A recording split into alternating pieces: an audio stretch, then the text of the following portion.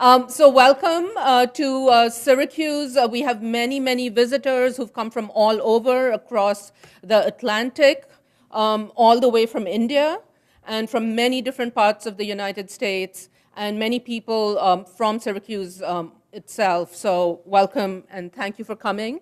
I'm Tula Goenka. I'm the co-director of the South Asia Center. I'm also a professor of filmmaking at the Newhouse School of Public Communications.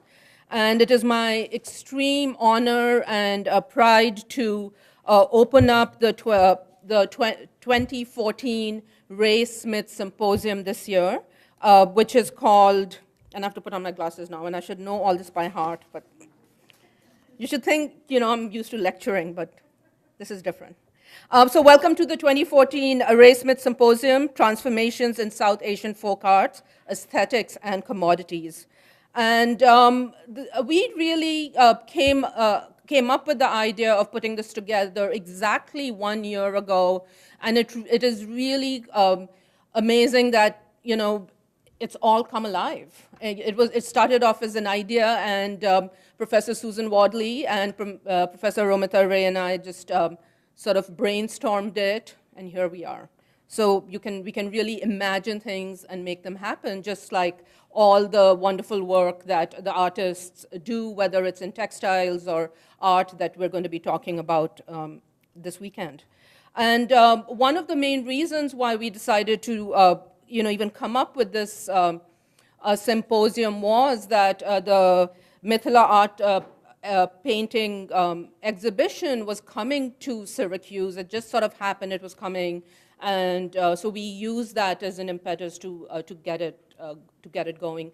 And Sue and I had actually gone to Madhubani in December 2011 to start documenting some of the artists there and some of the painters. And so so there's a film which is still in progress because I never have time to edit it, but here we are. And Transformation is presented by the South Asia Center at the Maxwell School, where we are, the College of Arts and Sciences, and the Cornell Syracuse South Asia Consortium, which is a nationally funded resource center funded by the Department of Education. So it's really important that all of this has come together. I just have to do all the thanks, so please sit through it with me, because if we ever want to do this again, we'll never get the money. So the Ray Smith Symposium, which is part of the College of Arts and Sciences, the Syracuse University Art Galleries, the Special Collections Research Center, the Renee Crown University Honors Program, the Department of Anthropology, the Department of Religion, and Sue Wadley herself. And the Friends of Swami Aghenanand Bharti have all funded this event. And as I said, Transformations is a part of the Ray Smith Symposium series, which was established in 1989 as the result of the bequest from the state of SU alumnus Ray W. Smith, who actually graduated from here in 1921. And this was to support the humanities programming in the College of Arts and Sciences. So every year there's a competition of different proposals, and we were just really lucky that our proposal got accepted. I will not really talk about what the symposium is about because I know a lot of other people will be talking about it, but it's really what we're really interested in doing is, what is the difference between folk art and what's craft, and what is fine art, and how do they all intersect, if at all. So, and the keynote lecture is by Dr. Dilip Chakrabarti, who's the Professor Emeritus of South Asian Archaeology from Cambridge, and Sue will introduce him. But first I want to introduce Sue Wadley herself. Sue is the Ford Maxwell Professor of South Asian Studies. She's also the co-director of the South Asia Center with me. And I really wish that I could be one of her students, whether it's a graduate student or an undergrad, because the amount of energy that Sue gives you is just incredible. And I really wish I had the time to come and sit in Sue's classes, but maybe one day when I retire. But I But I'm really, really honored to be Sue's colleague, not only at the South Asia Center, but but the work that we're doing to document Mithila art, etc. And Sue has been studying folk arts and oral traditions for a long, long time. She teaches, she writes, she edits books, she produces movies now. She directs the South Asia Center. She runs the Coronat program, which is for our incoming freshmen. She is on the board of the Ethnic Arts Foundation. She's the chair of the board of directors for the South Asian Summer Language Institute. She's chair of the publications committee of the American Institute of Indian Studies. She's the Syracuse University Fulbright campus advisor. The list goes on, and I'm sure I've left a lot of things out. She's a wife, she's a mother, she's a grandmother, and she's a true inspiration and a force of nature. So Sue, congratulations. And Sue had organized, has organized many shows, and the one that we did at Syracuse University in 2002 and 2003, Beneath the Banyan Tree, and the speakers have the catalog in your folder, so please do look at it. And before I go, I do want to thank Amara Bridger-Wilson, who's right at the back. She's our associate director and outreach coordinator, and without her, none of this would happen, and none of you would be in this room, so thank you. I didn't expect to have to be introduced that way. I just want to make one comment. The minorest of corrections, I did not personally donate money towards this. The Ford Maxwell chair that I hold has money for research, and I used some of that money to make this all happen. So it wasn't out of my pocket, per se. I'm really delighted to be here, and I'm really delighted that this event came off. It was really kind of a spark in our eyes a year ago, and I think April 4th, we had to get a proposal in, and we were up early that morning changing the budget, but we did it, and we're here. It's with great honor that I introduce our speaker for today, Dilip Chakrabarti, who is a professor emeritus of archaeology from Cambridge University. He is a specialist in the archaeological geography, is that how you, of South Asia, and he's done books on the Indus Valley, on the archaeology of the Deccan routes, on the Ganga Plain, and I noticed that he was also, because today he's going to be talking partially about the relationship of archaeology and folk arts to modern folk arts. He also ran the museum at Delhi University, or created it, the Museum in Archaeology, so I'm suspecting that we'll learn more about that. And I also want to note that we're honoring in this event also Professor Emeritus of Syracuse University, H. Daniel Smith, who, when you get to the galleries tomorrow, you'll see evidence of his collections. And I just want to note that for all of us who miss him dearly because he passed away in October, this is also a tribute to him, and it's a very important piece of that for the Syracuse University community. Okay, Professor Chakrabarti.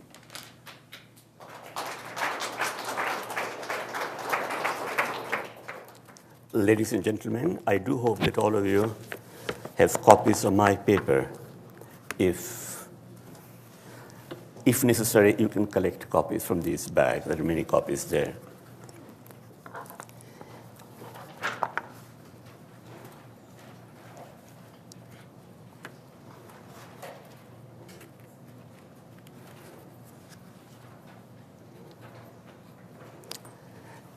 Ladies and gentlemen, I am deeply honored to be asked to participate in the present seminar.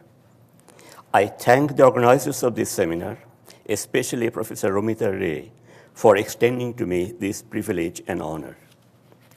I am only a student of Indian archaeology and must confess that South Asian archaeologists have never looked into the folk antecedents of ancient material culture and art. So from this point of view, my comments on the theme of folk art in Indian archaeological tradition must be regarded as wholly preliminary in character. I do hope that the deliberations of this seminar will lead to a better awareness both among the students of folk arts and archaeology of each other's theoretical positions. Once the awareness is there, research will flow.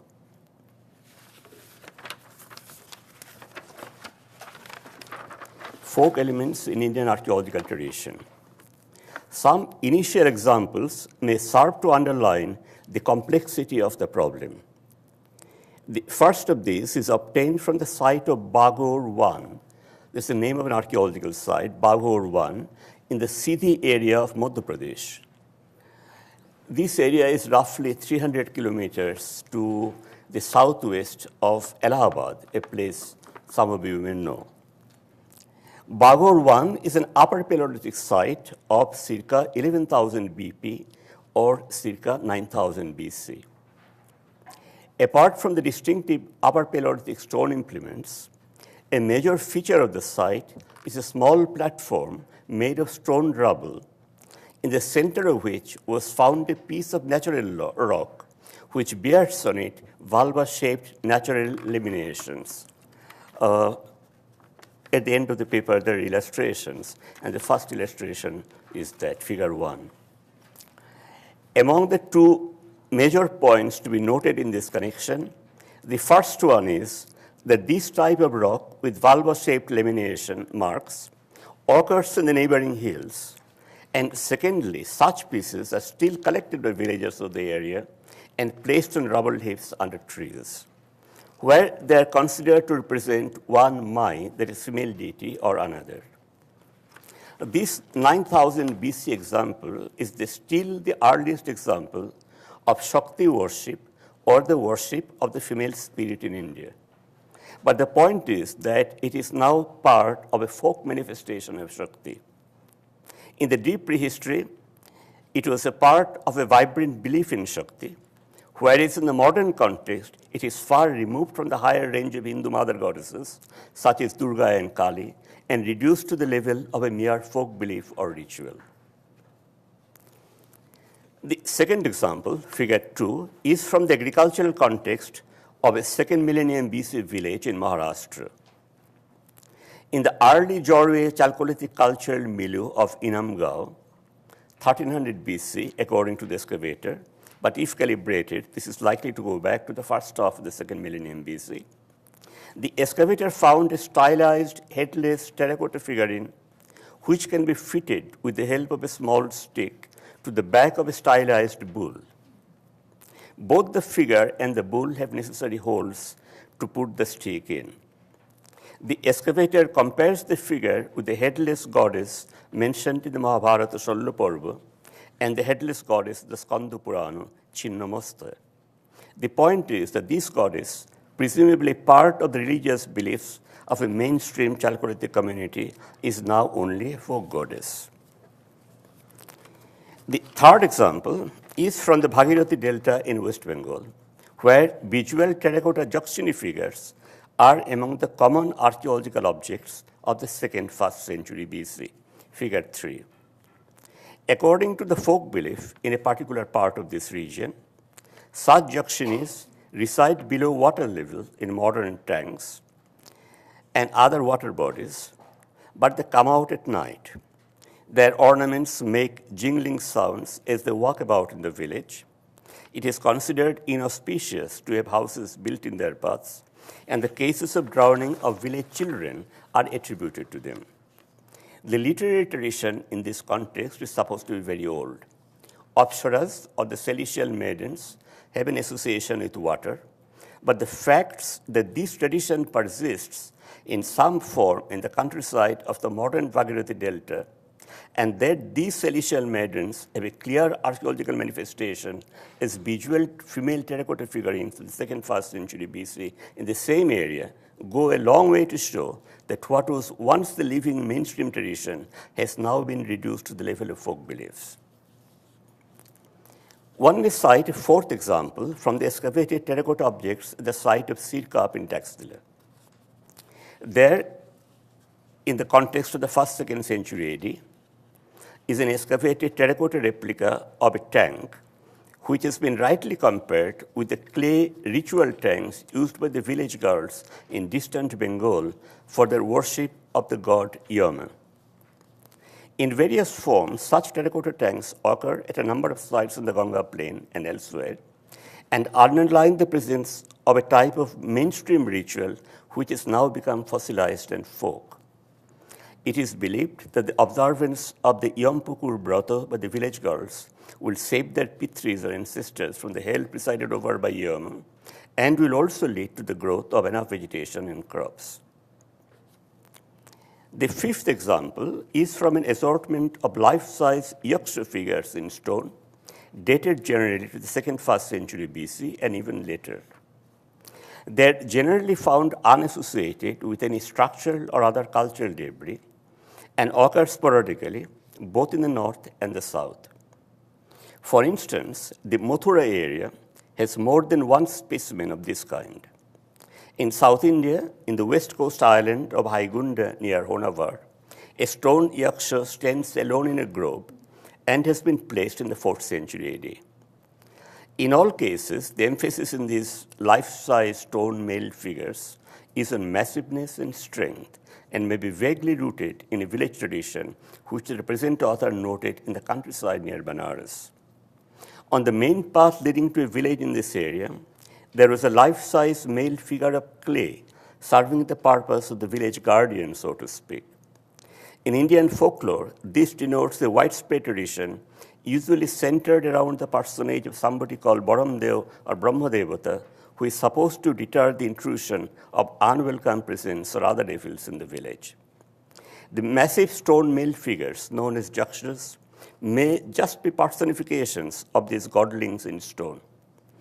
This is nothing more than a hypothesis, but may offer a clue to how a folk belief was manifested in the creation of large standing stone sculptures of the mainstream Indian sculptural tradition. It is not that all yaksha figures can be explained in this way. Some of them were also deities of merchants and travelers. In Vidisha and Pavaya, both in central India, for instance, they hold a money bag in hand, which implies an association with money and wealth. Quote, survivals of yaksha worship, unquote, have been noted in various areas. In the Mathura area, for instance, belief in Jakhaya or yaksha is still strong. The foregoing examples highlight two simple facts about the presence of folk element in the Indian archaeological tradition. The first two examples highlight how a vibrant early tradition can be fossilized into an ongoing folk behavior. The Upper Paleolithic acceptance of female personification at Bhagur I has fossilized into a type of folk worship of Shakti. The goddess, which is shown headless but associated with a bull mount in the early to mid-2nd millennium BC, Jorwe contexted in Namgao, is still revered as a folk deity, but has otherwise been submerged in the formal Shakti worship in the area. The case of the terracotta jakshis of the 1st century BC may evoke a modern folk belief, but one is not sure if this belief led by itself to the large-scale manufacture of such figurines in this particular period. The example from Sirkap in the beginning of the Christian era seems to reflect the memory of a ritual involving tanks, but one is not sure if the belief concerned was only at the folk level or touched the higher echelon of the contemporary religious beliefs as well. Finally, what has been offered in the case of the standing and isolated yaksha figures is nothing but a speculation trying to relate them to the folk belief in the existence of godlings looking after villages. We do not believe that we can build a parallel or even a distinct stream of folk-inspired category of objects in the Indian archaeological tradition. The sporadic occurrence of folk-inspired objects is undeniable, but they do not seem to lead to any significant pattern.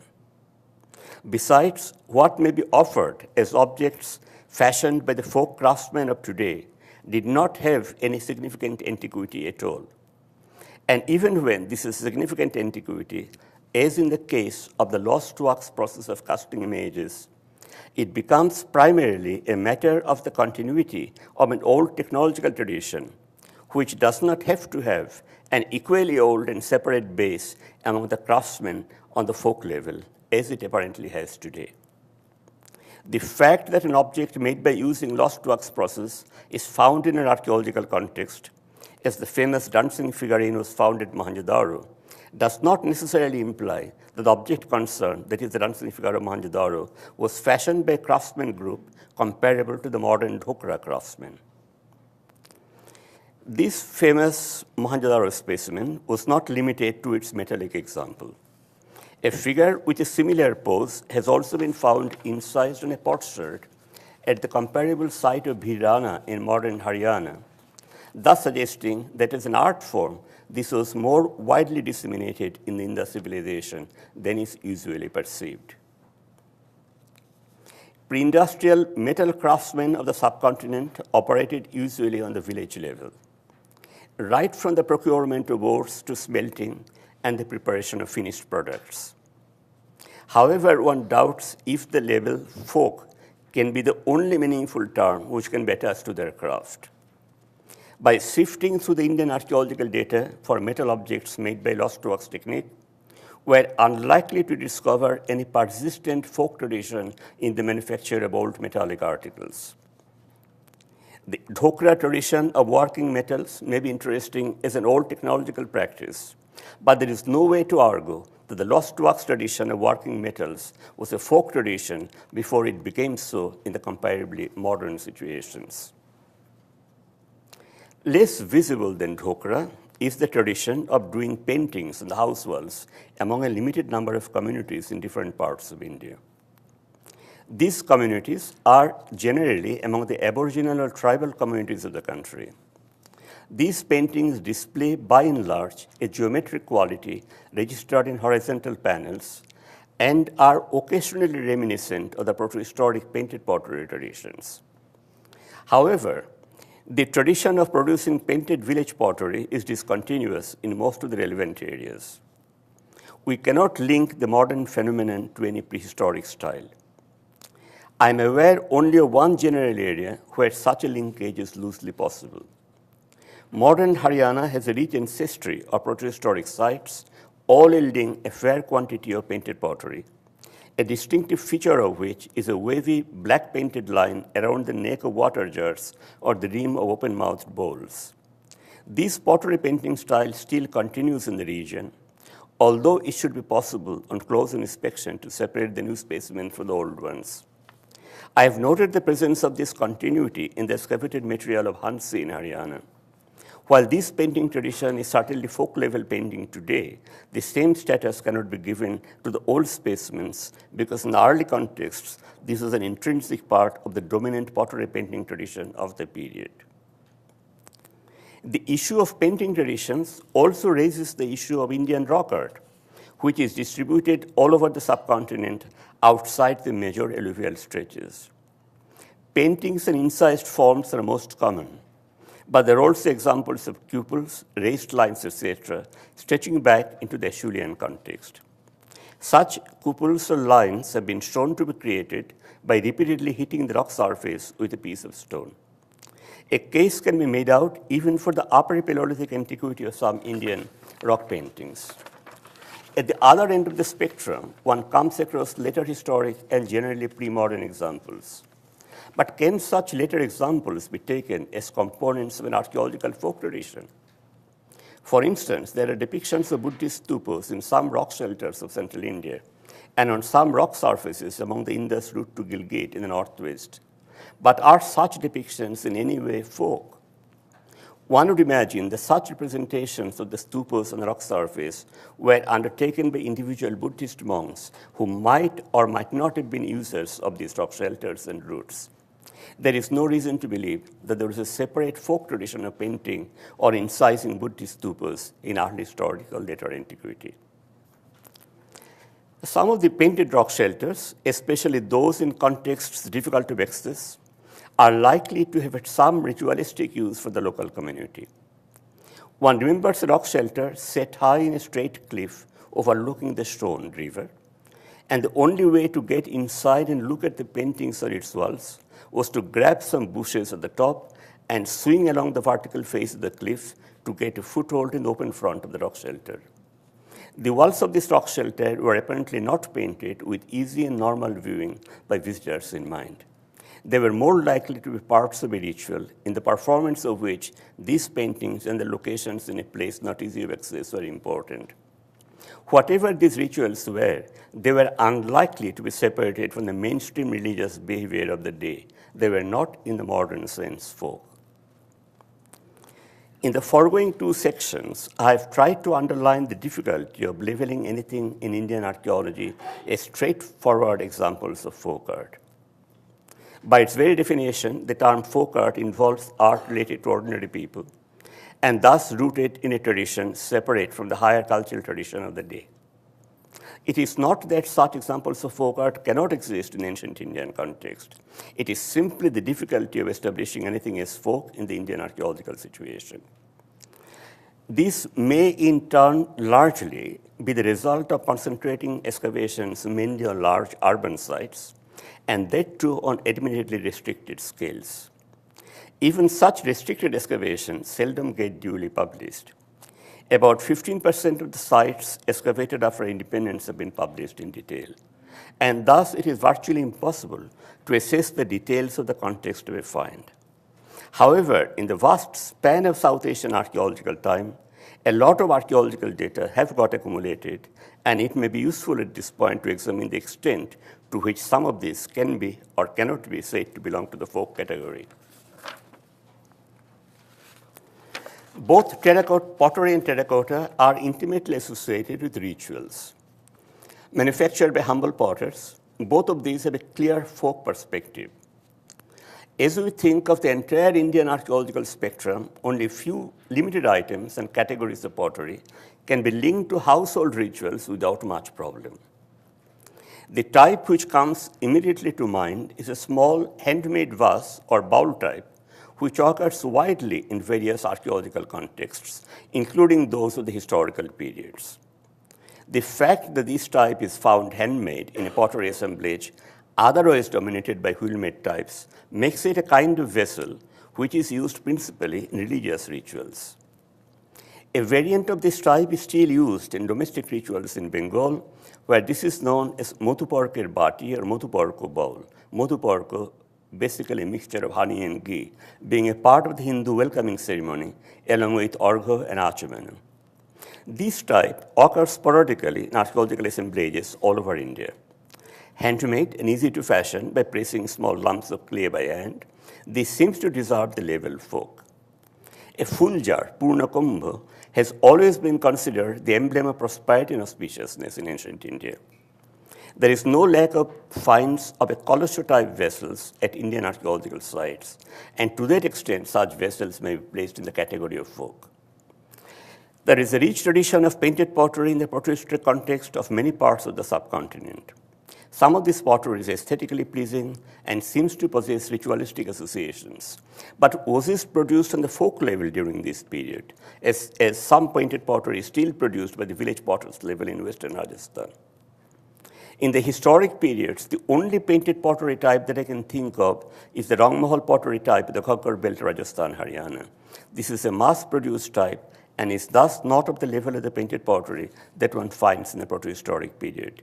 The term folk may be loosely ascribed to the painting style of these Rangmahal pots. It must be emphasized that the ritual association of the vast range of Indian protohistoric and historic pottery is unclear, because the ritual contexts themselves generally remain unidentified.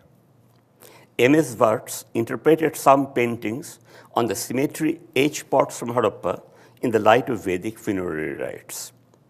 The cemetery H pottery is basically funerary pottery, but the label folk cannot be ascribed to it.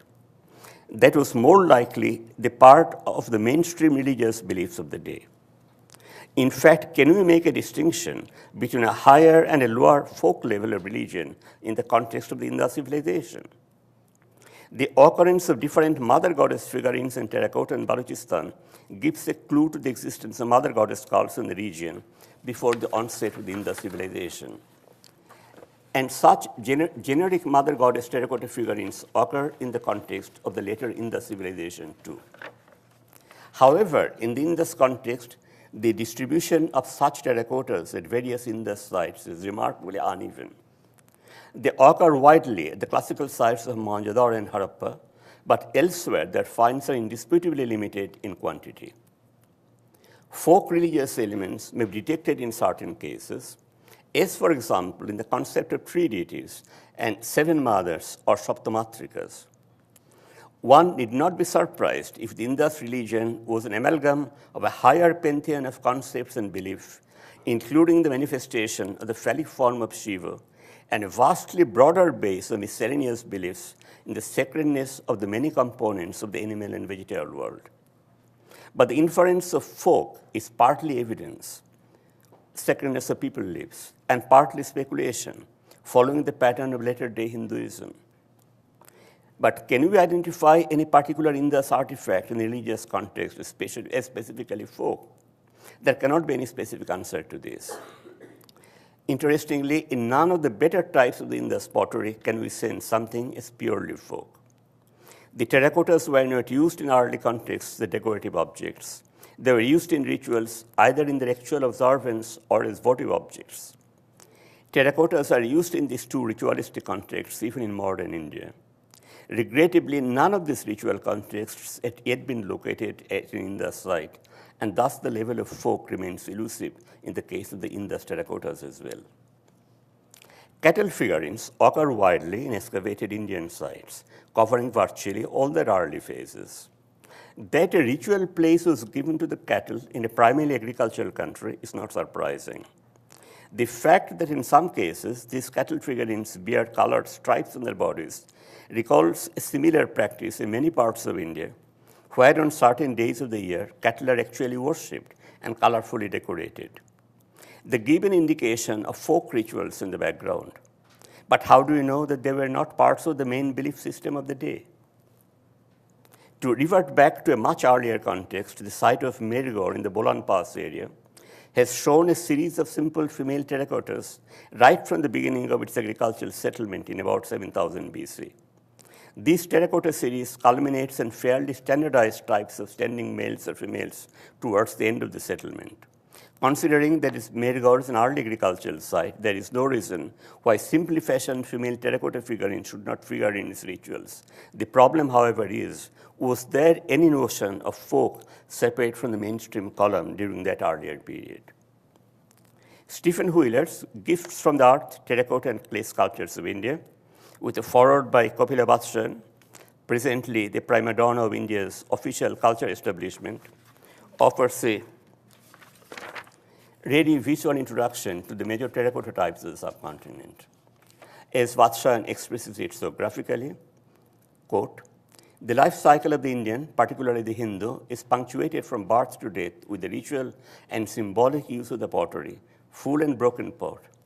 As the last rite, an earthen pitcher is broken in the cremation ground, symbolizing the disintegration and dissolution of the physical being, the merger of man's fivefold constitution into macrocosm." Or, quote, "A clay horse is not a lifeless matter meant to be offered to the village god. The clay figure itself is now empowered with life and death. It swims and flies and is friend and foe in pleasure and in pain. It fills the udder of cows and buffaloes into milk and gives good harvest. Connections between these clay figures and ceremonies of the Vedic yoga is not far to see." One recurring feature of the Indian countryside is the heap of stylized or more naturally formed terracotta figurines of cattle, horses, and elephants at some sacred places. The ritual purpose of these terracottas is obvious, and the basic motive is to propitiate the local deities. We postulate the same motive behind the fashioning of many of the earlier terracottas. In these old cases, however, the distinction between folk and urban is hardly clear. And one would suspect that the modern distinction between folk and urban is meaningless and unsupportable in the case of the old specimens. This is also true of the vastly more numerous spots that one finds in hundreds, if not in thousands, at most of the archaeological sites. Intricately tied to the various stages of human journey through life, the distinction between folk and urban is blurred in the case of the pots too. The case of the thousands of metal artifacts, both copper, bronze, and iron, is equally difficult to understand from this point of view, from the point of view of folk-urban dichotomy.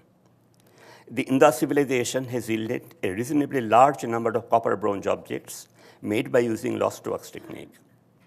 In addition to the Ranjing figurine from Mohenjo-daro, there are buffalo, bull, and dog figures from Mohenjo-daro and Harappa, 2 copper figures from Lothal, and even a complete cart with the driver from Chanhudaro. In the historic periods, this technique was the mainstay of the manufacture of South Indian bronzes of circa 750 to circa 1000 AD, including the figures of divinities. The modern Dhokra tradition, and we must emphasize this, stands as a class apart. To some extent, what the Dhokra craftsmen produce in West Bengal and elsewhere is tied to the needs of the local agricultural communities, measuring bowls, the goddess Lakshmi's face, etc.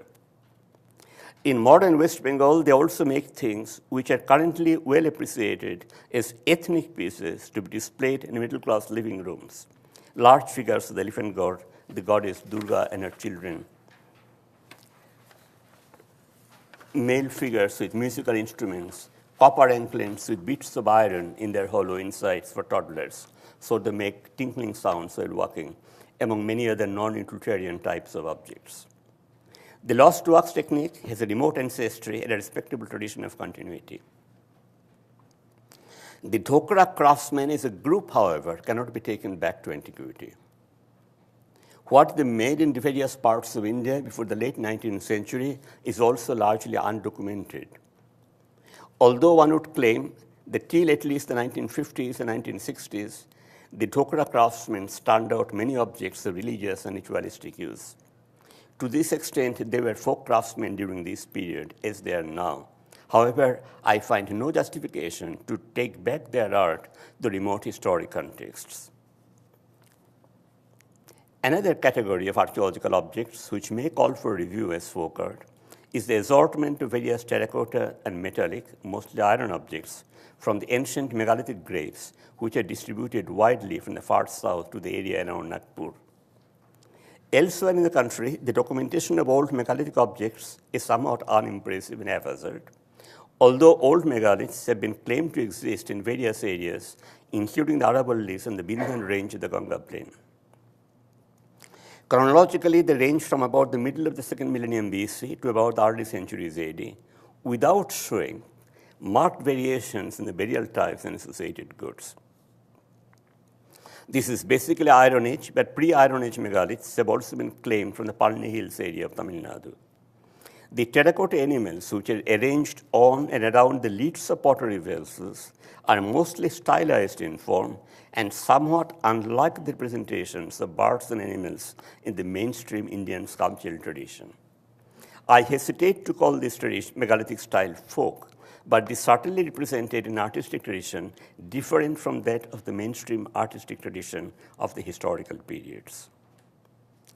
In addition to the famous Indus civilization sculptural objects, such as the limestone priesthead from Mohenjo-daro or the red sandstone torso from Harappa, there are small sculptural specimens showing squirrel, monkey, etc. As far as the quality of the sculpted specimens goes, they are among the best fashioned by the Indian sculptors of any period. There are, however, comparatively crude stone sculptures as well. Some of the stone figures, although clearly showing a sense of rounded mass, show disproportionately crude hands and fingers. They were more likely to be the products of less efficient artists. We find no folk streak running through them. On the other hand, can we contrast the stone figure from Harappa, which has been interpreted to be in a Nataraju dancing board, with a bronze dancing figurine from Mohenjo-daro? The Mohenjo-daro figurine is not shown or even suggested to be in a dancing posture. Her confident, naked posture has given the impression that she represented a professional dancing girl of the period. Her nakedness, an armful of bangles, and a posture of easy confidence have made us think of a primitive background for her. But it's the find of an incised form like this in a portrait from Birana, which is far to the east of Mohenjo-daro, should make it clear that as art form, this posture was as much part of the mainstream Indus civilization as any of its more famous specimens. There is no scope of invoking anything folk here. Finally, if one takes a broad and synoptic view of the Indian archaeological finds as a whole, one would undoubtedly find many elements which would be considered folk today. For instance, the Indus seal, which shows a plant coming out of a woman's womb, may reflect the much later belief in Shakambari, a goddess connoting the association of fertility, plant life, and women together. In modern parlance, this association is a part of the folk belief. But was it so in the Indus or later historic contexts? The answer is in the case of many similar situations, uncertain. There were folk elements in Indian archaeological context, but in no case is there any proof that these elements belong to the culturally simpler or primitive people of the day and were examples of their art. It is not that such simpler people did not exist in ancient India. The terms such as kiratos and nishados suggest knowledge of communities outside the mainstream. And many archaeological assemblages also suggest interaction with the cultures of early technological traditions. The only example of representation of a mainstream Hindu god in a somewhat primitive form, primitive within quotation marks, form outside the mainstream is a second first century BC Vishnu image from Mollar near Bilashpur in Chhattisgarh, but that is a lone specimen, figure 6. On one issue, however, there is no problem. Antiquities, fragmented or otherwise, draw from the ordinary village people offerings in the form of vermilion and leaves in many parts of India. These, however, do not possess any relationship with the original form and purpose of these antiquities. In a village in southwest Bengal, I noticed a village lady putting leaves and water at the feet of a standing stone Jaina Tirthankar image by the side of a pond. Having her midday bath in the same pond, she walked up to the stone image, clutching a pitcher full of water to her waist, made obeisance to it, and moved on to her home in the village. What lends interest to what I saw was not that she was paying homage to a Jaina male deity. In her mind, it was a female deity to which it was obligatory to bow to after midday bath. There must be myriads of other ways in which antiquities still play a role in modern Indian folk beliefs. But in the archaeological records themselves, such folk behavior is simply untraceable. The fact that a male stone image, about the maleness of which there could not be faintest doubt, could be imagined as a female deity and worshipped as such by village ladies after their midday dips, has made me deeply wary of suggesting well-defined folk beliefs in Indian archaeology. Those interested in the history of Indian sculpture will know about the possible influence of the folk Patachitra tradition on the early narrative beliefs of Bharat, where some major points of a particular Jataka story have been taken to denote that story in its panel of narration, figure 8. This figure depicts the story of the purchase of the Jetavana monastery in Sravasti by the merchant Anathapindaka, who brings cartloads of coins to cover the monastery's grounds with it. In the Patachitra tradition of modern Bengal, the painter focuses on the identifying features of a story to narrate a sequence of stories through both painted panels and accompanying songs. In the modern context, I cannot separate the Patachitra tradition from the practice of narrating stories, both through paintings and songs. From this point of view, the Bharat tradition was very different from the modern tradition.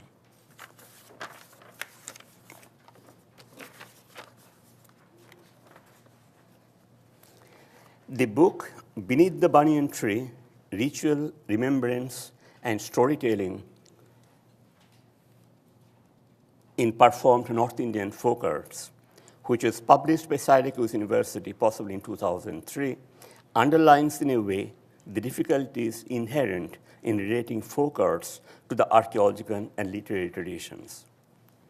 According to S.S. Wadley, the four major forms of performed North Indian folk art, terracotta and brass sculptures, the Mithila paintings, the Patachitra tradition of Bengal, and the Rajasthani parts, within quote, capture the intersection of ritual, performance, and art in the living traditions of North India, unquote. It is precisely this intersection which remains elusive in modern Indian archaeology.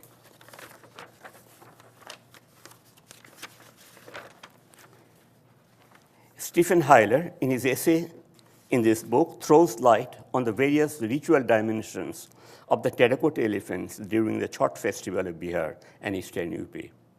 But does it mean that all the stray images of elephants in the Indian archaeological record will have to be interpreted in terms of rituals of this kind? In her study of the Mithila paintings, S.S. Wadley harps on the changing ritual dimensions of their painting style. A 2nd century AD religious text and Tulsidasa's Ramcharitmanas may refer to the tradition of wall paintings of gods and goddesses. But can one be sure that these references denote only the Mithila style of painting? The same doubt can be extended to the historical references mentioned by another contributor to this volume, A. Sarkar, on the Bengali Patachitra tradition. In fact, trying to correlate modern tradition to often obscure literary and archaeological data may be tempting, but has to be put on a secure, well-researched footing. Till that is done, I find it difficult to accept that there is a well-defined parallel tradition of folk arts in Indian archaeology. I'm sorry to say this, but my data led me to this conclusion. But then the basic type of archaeology that we do is also very limited. We excavate mostly urban sites. We don't look for ritual context. I can't think of any clearly defined ritual context in the whole spectrum of Indian archaeological data. I'm being very honest with you. There is no point in it trying to avoid these issues. I mean, if we are keen on looking for folk art in the Indian archaeological tradition, we had better have an idea what to look for in the first place. Well, we are not interested in folk arts in Indian archaeology. That's the main thing. And if seminars of this kind are very useful, because if they lead to better awareness of these issues, then archaeology also will change a bit.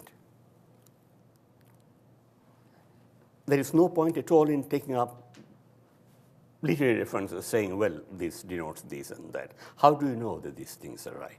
These references make any sense at all.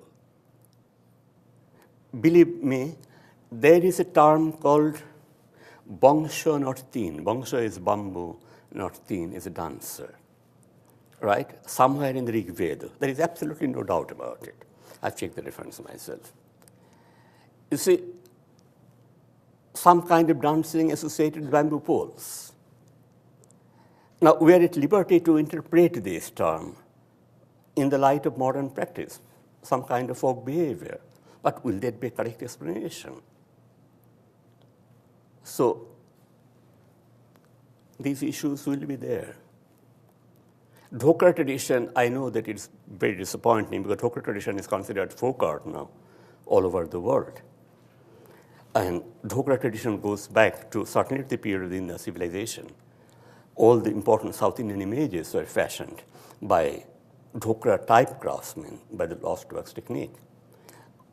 Would you call these images, describe these images as folk in any way? No. Dhokra craftsmen are Dhokra craftsmen. They cater to the necessities of modern taste. Enter any Indian middle-class living room, you'll find Dhokra stuff there. All kinds of things. So this craft itself is changing. The basis of the folk artistic system that we find in India is essentially the product of the Indian middle-class taste. So this itself is changing fast. And archaeological pictures, I mean, they can't remain static throughout this very long period. It's very difficult to isolate genuine folk elements in there. That's all. But then I'm open to discussion. I shall take all kinds of questions on Indian archaeology because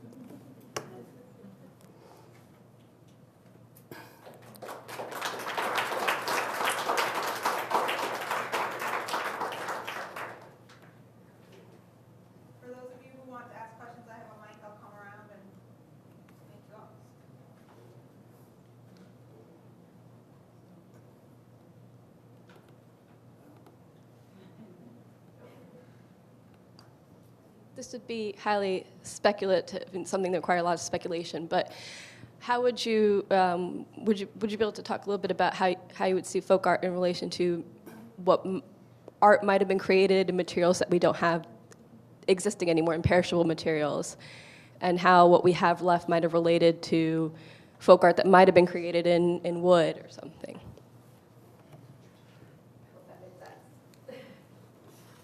You've got a point there. Certainly, if they're made of perishable materials, very few of them had the likelihood of surviving.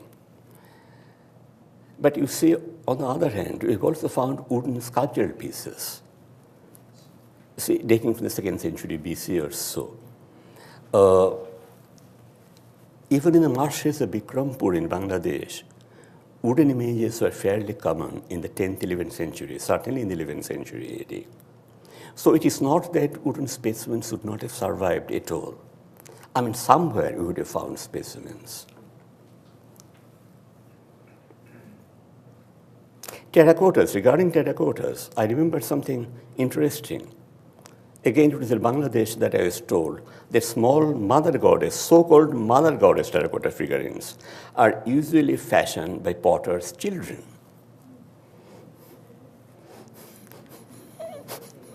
So, I really don't know. I've never done any conscious field work along these lines. So this is just a piece of information, nothing more, nothing less.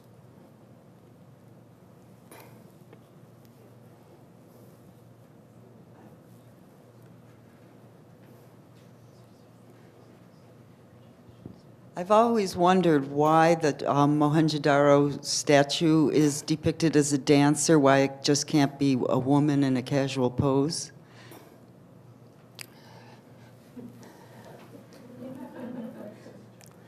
Mainly due to the contemporary attitude of the archaeologists who dug their specimens. Say the 1920s, a primitive dancing figurine had to be the figure of a Nautch girl, Nautch. That's it, there is no other explanation. The fact that she could be just a very confident female figure, I mean, that didn't enter our head. In fact, Indian art is one of the few places where truly independent, emancipated female style comes through. I can think of a number of terracottas from Chandraketugarh, a site many of you are familiar with. I'm especially fond of that figure. Again, she has to belong to the lower stratum of society, sounding a tambourine, this kind of thing, this kind of rattle. But she does it with supreme confidence. I tried to get photographs of that specimen, but it's very difficult to take specimens out of showcases and photograph them.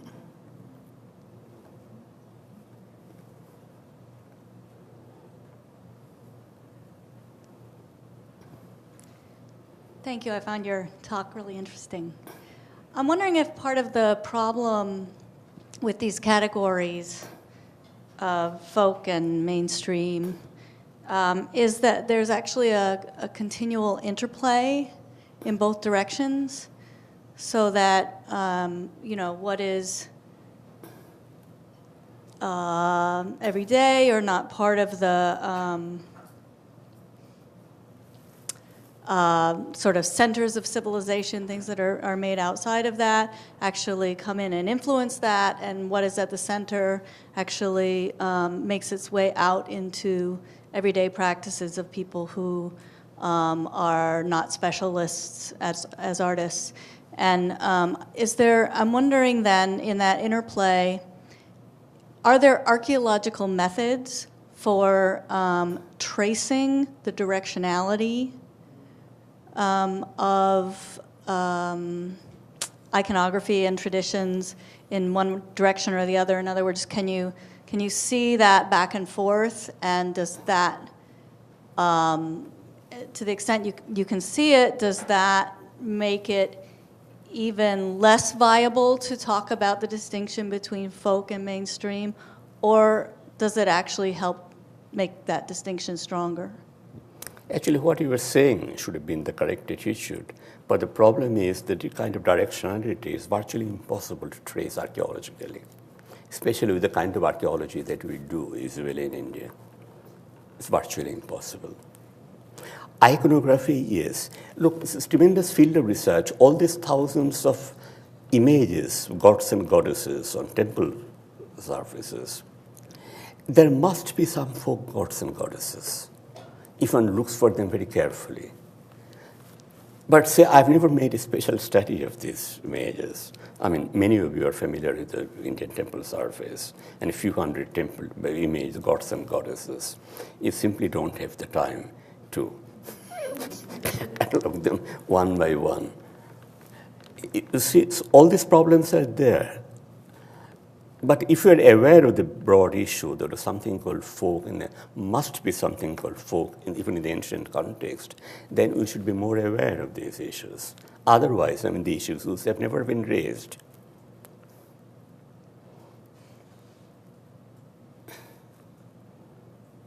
When you asked me to write this paper, then I did not know what would come out at the end of this thing. But nothing could be done about it. This is the range of archaeological data.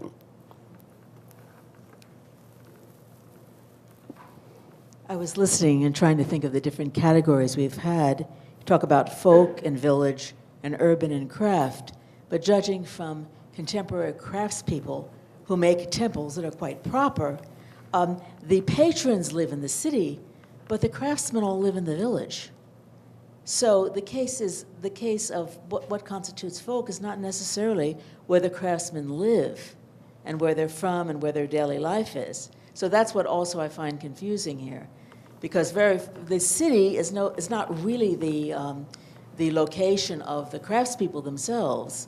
Even today, even high craft, it's the patrons, but not the executors of that. In the early context, major craftsmen used to live in major places, settlements. So I remember often the South Indian literature, Sangam literature, which is reference to the various craftspeople living in cities like Madurai and other places. But you are right in the modern context. In the modern context, certainly.